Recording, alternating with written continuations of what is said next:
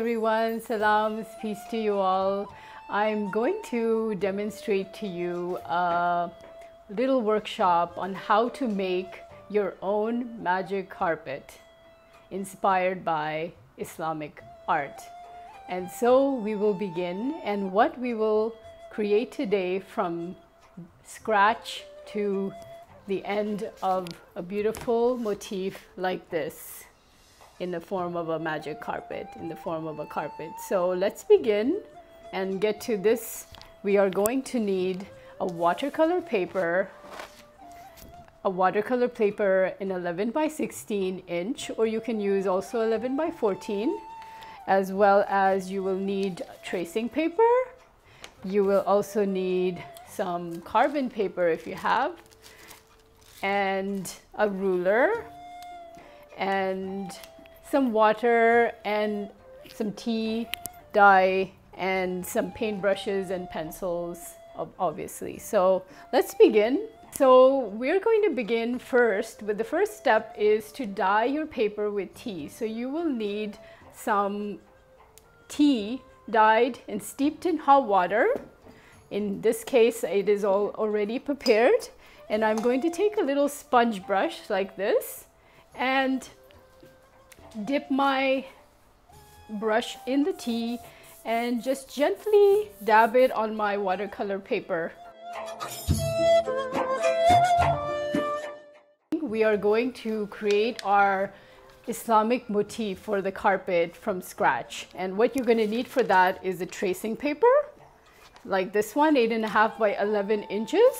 And what you want to do with this is fold it exactly in half. You don't have to measure this, just fold it exactly in half like we do with origami, and then vertically, horizontally first, then vertically fold it again.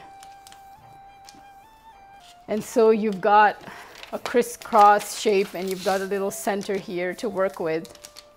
Second, I have actually a pre-made pattern here, but I'm going to show you how to create this pattern from scratch, just as a base. And what you're going to do here is create the pattern on one side of the square. You've got 4 squares, and you're going to create a pattern that is going to repeat itself 4 times in a mirror fashion to create a whole pattern. So I'm just going to grab my pencil, and I'm going to start off always with the center of my pattern.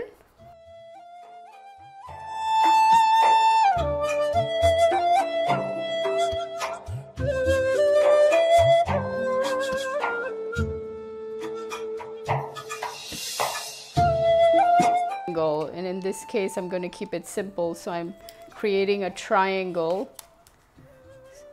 A mix of straight and curved shapes are going to display themselves in this pattern just to create a nice balance. And so then I'm going to sort of create a little bit of a border of about 3 millimeters inside. So I've got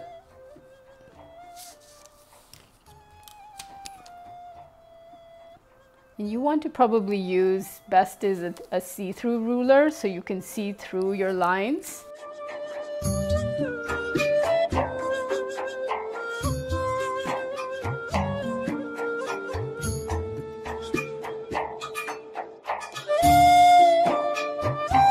Once you've traced all of it, you will get something like this. When you spend a little time, you will get something like this. So you've got the whole motif traced. What I'm going to do next actually is to demonstrate 2 different techniques of how to transfer your paper. And what you're going to do here is grab tape, some sort of gentle removable tape that won't damage your paper when you're taking it off, and sort of center it as best as you can You can also use a ruler to do this, or otherwise just eye it. And it's about 2 inches on each side and 1 inch from that side. And what you're going to do is sort of like place the tracing paper with your pencil facing down. So my pencil side is actually facing down on the paper. And there are 2 different ways you can transfer this pattern at this point. And what's an easier way is to transfer it via a burnisher. In this case, this is something I use. It's an agate stone in the shape of a burnisher. Or you can also use the back of a spoon if you have, as well as you can also use any sort of smooth stone you may have, like this one. This is an agate, a jade, something that is very smooth, that won't damage your paper. And basically what you're going to do is apply enough pressure to the paper where it is going to transfer to your watercolor paper. And you just want to make sure that you're covering all the lines.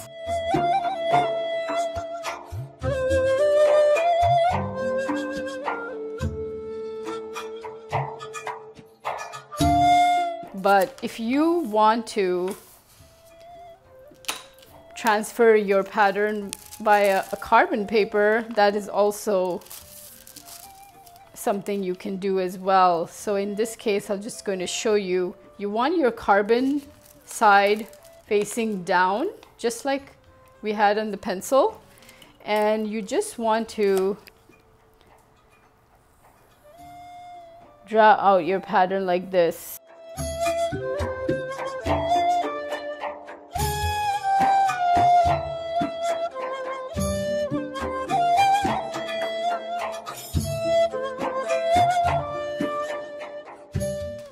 So I'm gonna just put this aside for a few minutes until I create my border. And what I'm going to do here is make a sort of tassel for the sides of my carpet. And all I need is basically a strip of about 2 inch of a tracing paper cut art on the edges of the borders. Border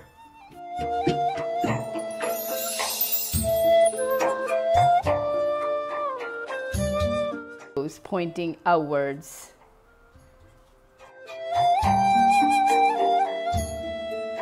Lines have been darkened with either a 6B or 8B pencil, so it transfers easily.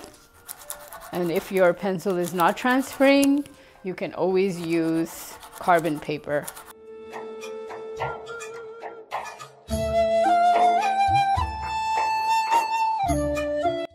And what I basically use are acrylic inks. This is the Daler Rowney brand. It's my favorite paint that I like to use, and I'm basically going to use the colors that I feel are most striking in a carpet.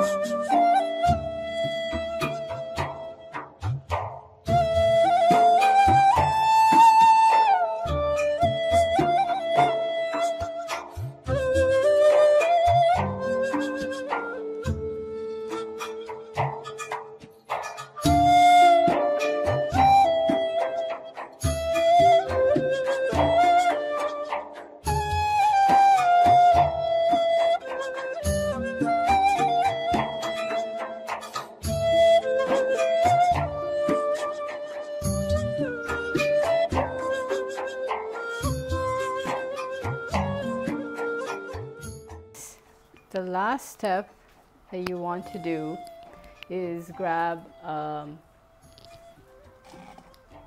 outliner such as this in either 0.3, 0.2 or 1. Micron brand is usually good, any sort of acid free. In this case, I'm actually going to use another sort of ink, black ink pen like this.